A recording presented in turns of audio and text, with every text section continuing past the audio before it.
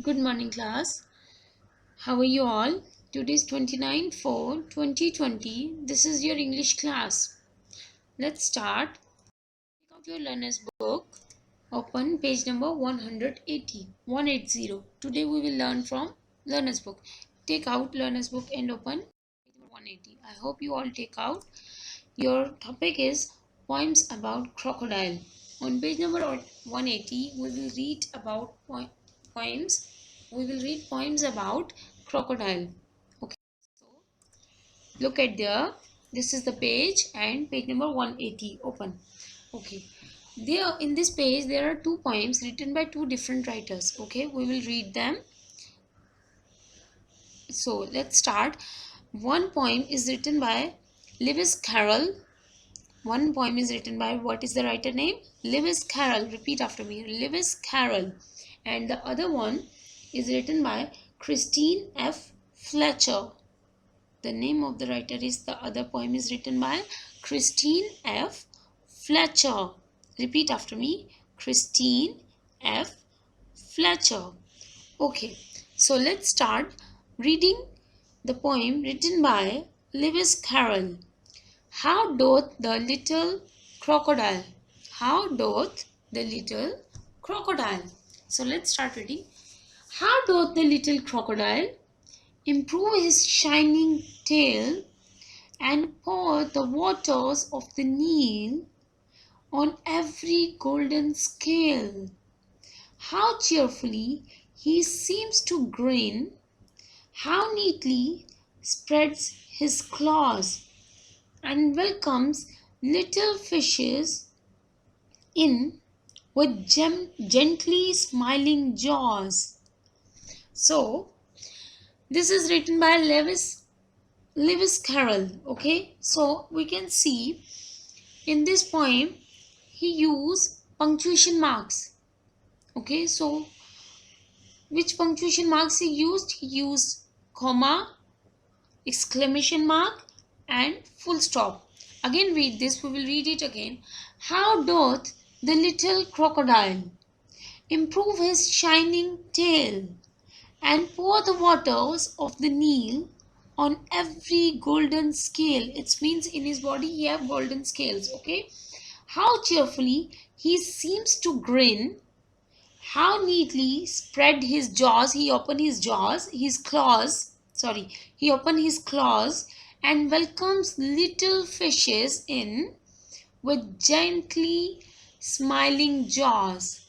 He want to eat, what he is doing in this poem, he is eating fishes. Okay, so the writer saying he gently open his claws and he gently open his jaws and eat the fishes. Okay, this is written by Lewis Carroll, and we saw she used three punctuation marks here: comma, exclamation mark, and full stop. Now look at other. This is written by Christine F.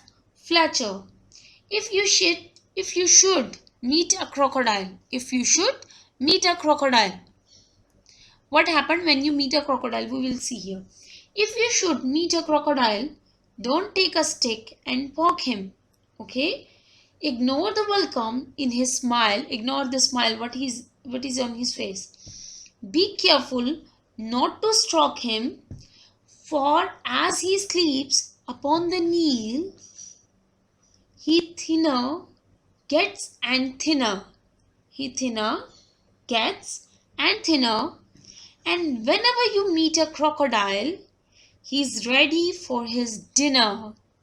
What she is saying, that crocodile is a harmful animal, so he will eat you. Only she is saying that be careful from the crocodile whenever you meet him. Again we will read it.